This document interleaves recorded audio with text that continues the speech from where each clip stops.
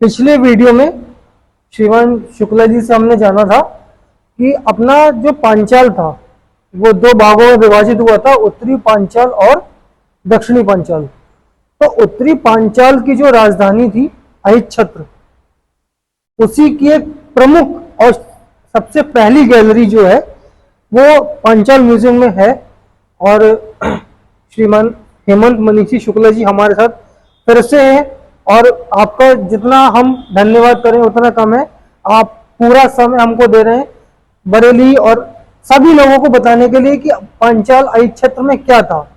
तो अहिच्छत्र क्या था, इस गैलरी के अंदर क्या क्या था और इसमें क्या क्या मृदभांड मिले, किस काल के, कुषाण काल के, गुप्त काल के, या कौन कौन से अस्त्र मिले, या बाकी कुछ इस गैलरी में क्या क्या है, वो हम जानेंगे श्रीमान शुक्ला जी से। आपका बहुत बहुत स्वागत है। और फिर से हम आपको एक बार आपसे रिक्वेस्ट करेंगे कि इस गैलरी के बारे में हम लोग को बताएं। देखिए, ये एक 6th सेंचुरी का गुप्तकालीन स्टोरेज जार है, ये भंडारण घट है जी। ये अनाज रखने के लिए यूज किया था। काफी विशाल का है, इसमें 2 से 3 कुंटल अनाज आ जाता होगा। और पकी हुई मिट्टी को लोग टेराकोटा कहते हैं। इसका सर क्या वो है, मतलब कालखंड? 6ठी शताब्दी ईस्वी का गुप्तकालीन ये भंडारण घट है। गुप्त काल का है, ये गुप्त काल का है। और ये बेहटा गोसाई बिलसी बदायूं से हमको प्राप्त हुआ था। 2018 में श्री महामहिम राम नाईक जी गवर्नर जी इस म्यूजियम का उद्घाटन करने आ रहे थे, तो हमने ये बदायूं से ला करके हमने उसको यहाँ पे डिस्प्ले किया। और ये एक मेन सेंट्रल पीस के रूप में यहाँ पर डेकोरेटेड हम देख सकते हैं। ये देखिए, ये महाभारत कालीन टीला है। आर्कियोलॉजिकल सर्वे ऑफ इंडिया का ही प्रोटेक्टेड मॉन्यूमेंट है। अहिच्छत्र का प्राचीन किला रामनगर गांव, जिला बरेली, उत्तर प्रदेश में स्थित है। 2 नदियों जो थी आपकी अरिल और पिलिया के बीच एक ये त्रिभुज के योजना के रूप में बनाई है प्राचीन गढ़, लगभग 6 किलोमीटर परिधि में फैला हुआ है। और महाभारत, हरिवंश, अष्टाध्यायी और विविध तीर्थकल्प ग्रंथों में इस नगर का उल्लेख अहिच्छत्र या अहिच्छत्र और सांख्यावती के रूप में हमको मिलता है। आशाद सेन के पफोसा गुफा अभिलेख में इस शहर का उल्लेख अधिच्छत्र और टॉलेमी 2वीं शती ईस्वी में के द्वारा आदि साद्र के रूप में भी इसका विवरण किया गया है। हेनसांग के विवरण 636 ईस्वी के अनुरूप सर अलेक्जेंडर कर्निंगम ने 1861 में इस स्थल की पहचान जो है अहिच्छत्र उत्तरी पांचाल की राजधानी के रूप में की थी। अहिच्छत्र में व्यवस्थित खुदाई राय बहादुर के.एन. दीक्षित के द्वारा 1940 से 44 और पुनः एन.आर. बनर्जी के द्वारा, जो प्रसिद्ध पुरातत्वविद आर्कियोलॉजिस्ट थे, 1963 से 65 के बीच में की गई थी। तो राय बहादुर के.एन. दीक्षित और एन.आर. बनर्जी के द्वारा की गई इस खुदाई के अनुसार सांस्कृतिक कालक्रम अगर हम इसका निर्धारित करें तो सबसे पहले ये गैरिक मध्यभांड सभ्यता, ऑक्वर्ड कल्चर, पेंटेड वेगेयर कल्चर को शो करता है। उसके पश्चात चित्रित धूसर मध्यभांड सभ्यता, ठीक है, पेंटेड ग्रेवेयर जिसको हम पीजीडब्ल्यू कहते हैं, उसकी ओर रेखांकित करता है। तीसरा उत्तरी कृष्ण मार्जित मृदभांड सभ्यता, northern black polished where culture को ये शो करता है। फिर शुंग काल, कुषाण काल, मित्र राजवंश, और 5वां और सबसे सेकंड लास्ट गुप्त वंश, और लास्ट में प्रारंभिक मध्यकाल प्रतिहार वंश तक का हमको यहाँ पर शासन काल, कालखंड और मृदभांड हमको यहाँ पर मिलते हैं। ठीक है, ये जो आर्कियोलॉजिकल सर्वे ऑफ इंडिया का प्रोटेक्टेड मॉन्यूमेंट है, इसके साइड पर 2 सीढ़ीदार मंदिर है। अगर आप ऐसे ऐसे जाएंगे दोनों तरफ से, और बड़ा मंदिर एसी फर्स्ट जिसको कहा गया है, ये 23 मीटर ऊंचाई में 5 सीढ़ियां हैं, इसके ऊपर छतें हैं। गर्भगृह के ऊपरी छत पर एक विशाल शिवलिंगम है जिसको आप वहां पर टॉप पर देख सकते हैं। यह मंदिर रोहिणी धर्मोत्तर पुराण, जो कि 6ठी शताब्दी ईस्वी में लिखा गया था, में प्रदान किए गए एडुका के विवरणों से मिलता जुलता है। और महाभारत में जरूका के रूप में इसका उल्लेख हमको प्राप्त होता है। इस मंदिर की दीवारों से शिव पार्वती, देखिए ये शिव पार्वती, कुबेर, हमें इनकी मूर्तियां, टेराकोटा की मूर्तियां प्राप्त होती हैं। यक्ष और दो योद्धाओं के बीच युद्ध के टेराकोटा पैनल आदि जैसे कई खूबसूरत और दर्शनीय गुप्तकालीन टेराकोटा मूर्तियां खुदाई में प्राप्त हुई हैं। खुदाई से मिले तांबे के हजारों सिक्के पर हमको ब्राह्मी लिपि में मित्र वंश के 20 से अधिक राजाओं के नाम मिलते हैं। सूर्यमित्र, अग्निमित्र, वायुमित्र, इस तरीके से। मतलब बहुत प्राचीन ये टीला है और इससे काफी चीजें जो है वो हमको आर्कियोलॉजी के हिसाब से प्राप्त हुई। जी, प्राकृतिक, ऐतिहासिक, सांस्कृतिक सब इसका बहुत ज्यादा महत्व है।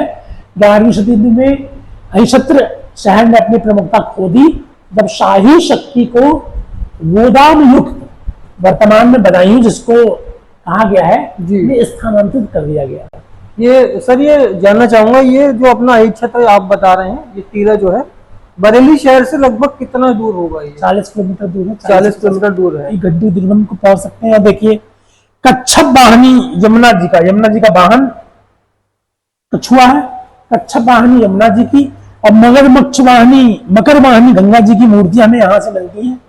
आज जो models, curly hairs, earrings, bracelet, gown, ये सब हम जो देखते हैं, ये जो उनकी दो गणिकाएं हैं, तो कोई फैशन नया नहीं है। ये आज से 5-6 साल पहले एग्जिस्ट कर रहा था। हमारे घर में महिलाएं, बहनें जो साड़ी को बांधने के पश्चात यहाँ पे फॉल पिन लगाती हैं।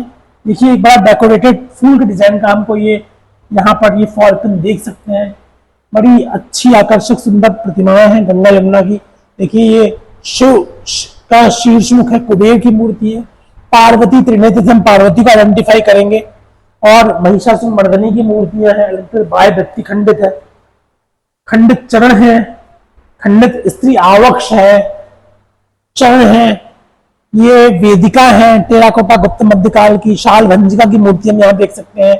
खंडित शीर्ष मातृ देवी और कटी कमर तक माता और शिशु की मूर्ति है। अजमुखी नागमेश, और ये नागमेशी की है मुख बकरे का। ये सब गुप्त काल के ना? जी, सब गुप्त काल, कुषाण काल। जी, गुप्त काल, कुषाण काल। थोड़ी अनगढ़ी सी मूर्तियां हैं जो कुषाण काल की हैं, ब्यूटिफिकेशन उसमें कम है, इनमें फिनिशिंग ज्यादा है। ये सब अहिच्छत्र से मिला हुआ है ना? जी, त्रिमुखी मातृ देवी की मूर्ति है। देखिए स्त्री शीर्ष खंडित टेराकोटा की मूर्ति है।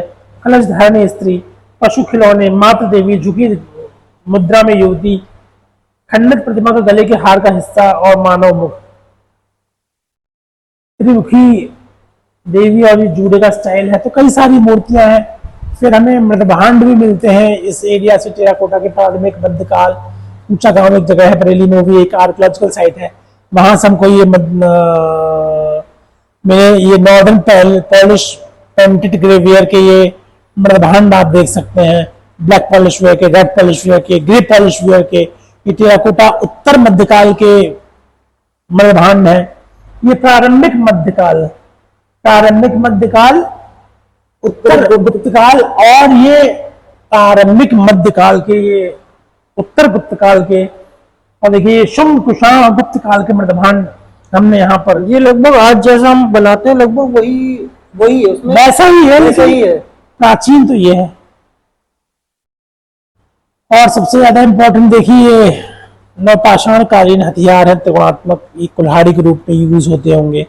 ये एरोबोन से शिकार के लिए इस्तेमाल किया जाता है। जी, हड्डी को नुकीला करके तीर के आगे बांध करके इनको फेंकते थे। बाणाग्र है ये। फिर देखिए संजय अग्रवाल जी हैं। संजय अग्रवाल जी की ये दीर्घा है। ये कॉपर जब सल्फर से रिएक्ट करती है तो कॉपर डाइसल्फाइड की टैकने लग जाती है। इसको हम ओपन न्यूमेटिक लैब में क्लीन नहीं करते क्योंकि कॉपर के लिए प्रोटेक्टिव लेयर काम करती है। ये ताम्रास्त्र हैं। कॉपर बड़ा हार्ड मेटल है। जी, तांबे के ना? जी, तांबे के ताम्रास्त्र हैं। इनका समय जो बताया गया 4000 से 5,000 प्राचीन ये ताम्रास्त्र है। कॉपर हार्ड मेटल है, उसको हम सीधा करने की कोशिश करेंगे तो वो टूट जाता है। ये बीड्स हैं, डिफरेंट बीड्स हैं। खिलौना, पहिए का टेराकोटा का अलंकृत, खंडित चरण, पकी मिट्टी का शंख। देखिए शंख भी मिट्टी का बनता है। जो डिजाइन है कितना सुंदर है। जी, और मिट्टी के शंख बन रहे हैं। सोचिए उछलता हुआ अश्व, काठी लगाम सहित हाथी, पशु आकृति। तो ये सारी जानना चाह रहा हूँ, ये बच्चों के खेलने के हैं, ये क्या इनका बनाने का क्या प्रयोजन रहा होगा? ये बड़ा इंटरेस्टिंग क्वेश्चन है कि what are the entertainment means for the children. पुरुष तो आखेट शिकार कर लेते थे, चौसर शतरंज ये सब जी। खेल लेते थे। बच्चे किससे खेलते थे? तो बच्चे आज भी खिलौनों से खेलते हैं, उस टाइम भी खिलौनों से खेलते थे। आज बड़े महंगे प्लास्टिक के और या ये घर में सजाने के इस्तेमाल के लिए होता होगा हो शायद? सकता है घर में सजाने के लिए भी यूज करते क्योंकि हैं। जो शंख है बना रहे हैं या हाथी बना रहे हैं या चलिए वो तो जो जैसे पानी का कोई कोई पात्र बना रहे हैं वो पानी के लिए हो गया, लेकिन इनको बनाने का क्या, खिलौनों को बनाने का प्रयोजन मैं समझता हूँ बच्चों के लिए ही होता होगा। 100% कह सकते हैं आप। देखिए पशु, वृषभ, भेड़, ये डिफरेंट महिलाओं के आभूषण, कुंडल, कड़े, चूड़ियां, ये सब तांबे के हैं। जी सब तांबे के हैं। ये राधाष्टक पांडुलिपियां, देखिए कुल्हाड़ी है तांबे की, इनके ऊपर रिसर्च चल रही है। ये पांडुलिपियां हैं। अलंकृत बैल खिलौना है, खंडित हाथी का आकृति का खिलौना है, ये बैठा हुआ पशु की आकृति है। ये देखिए खिलौने, रथ के पहिए, छोटे छोटे पहिए जो बच्चे खिलौने के रूप में यूज करते थे। बीड्स है, ये मिट्टी की छीपी, मिट्टी को पीसने के लिए, कूटने के लिए। ये झामा, मतलब अपना एड़ी साफ करने के लिए। एड़ी साफ करने के लिए।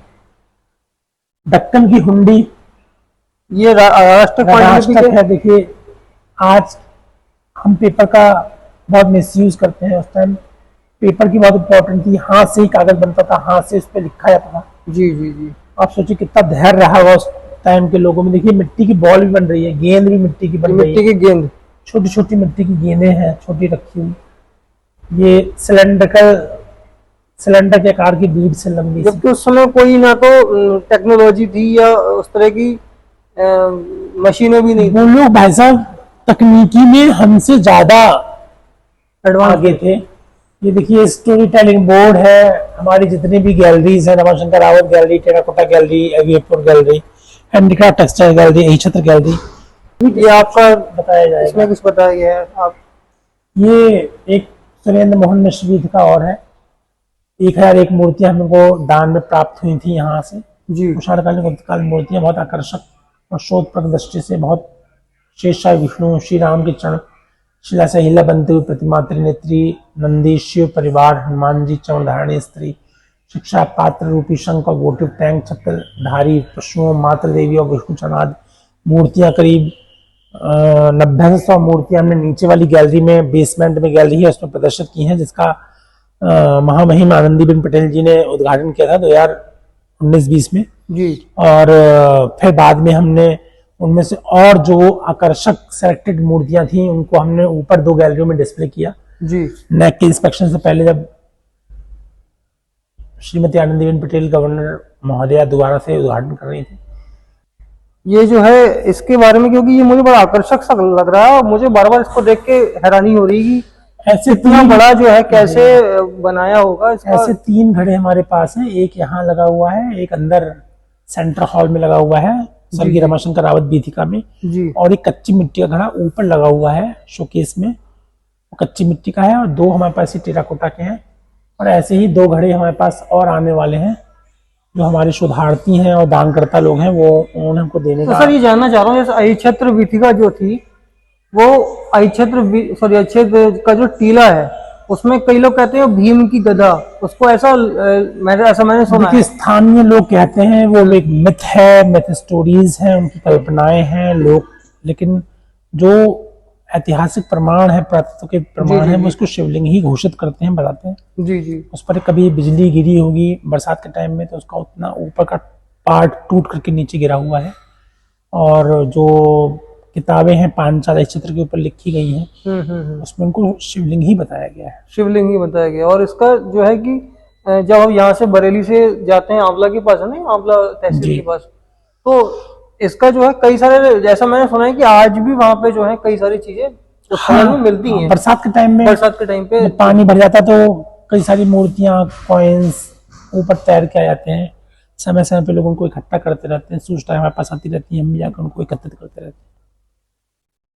और कुछ ऐसा अहिच्छत्र के बारे में हमारे दर्शकों को आप बताना चाहेंगे कि अहिच्छत्र क्यों देखने जाएं, या अहिच्छत्र का सांस्कृतिक महत्व क्यों बहुत ज्यादा है? देखिए द्रौपदी जो थी वो इस एरिया की थी जहाँ हम लोग खड़े हुए हैं। जी।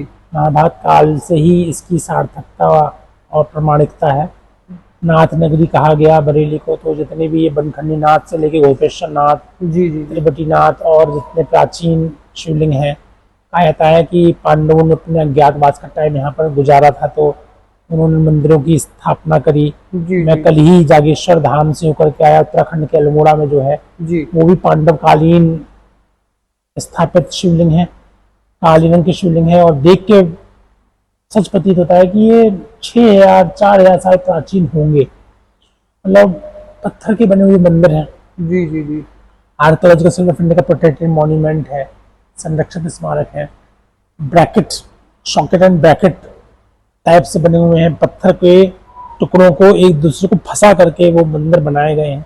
कहीं भी सीमेंट का या किसी रेत का इस्तेमाल नहीं हुआ जो पत्थरों को जोड़ने के लिए। तो सोचिए कि कितनी सार्थकता है, कितना उनका एक्सटेंड रहा होगा। कहाँ बरेली, रामनगर, उत्तरी पांचाल, दक्षिणी पांचाल, इस क्षेत्र का रीजन, और कहाँ इतना दुर्गम, आज में जाने में 6 से 12 घंटे लग जाते हैं। वहाँ पास साधन है, कार है, बसें हैं, हेलीकॉप्टर हैं, उस टाइम वो लोग कैसे जाते होंगे।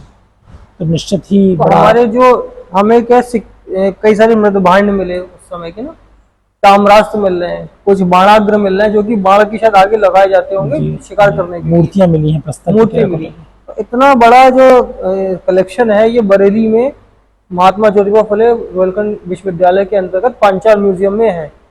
तो मैं चाहता हूँ, एक बार मैं आह्वान कर देता हूँ कि जो लोग इस वीडियो को अभी देख रहे हैं वो कम से कम एक बार बरेली में यूनिवर्सिटी के अंदर आके इस पांचाल म्यूजियम को अवश्य देखें। श्रीमान शुक्ला जी यहाँ पे उपलब्ध रहते हैं, और भी कई लोग जो इसकी चिंता करते हैं अपनी संस्कृति की, वो लगातार अपना सहयोग देते हैं। सरकार सहयोग दे रही है, माननीय मुख्यमंत्री जी इसका इतना बढ़िया म्यूजियम बनाया हुआ है, तो इसको आके देखना चाहिए, अपनी संस्कृति से रूबरू होना चाहिए।